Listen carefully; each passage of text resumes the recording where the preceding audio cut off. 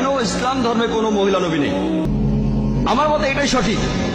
কারণ পরিবারের নেতায় যখন পুরুষ, তাহলে একজন নারী কিভাবে সমাজের সব মানুষকে নেতৃত্ব দেবে? এবারে দ্বিতীয় অংশে আসি।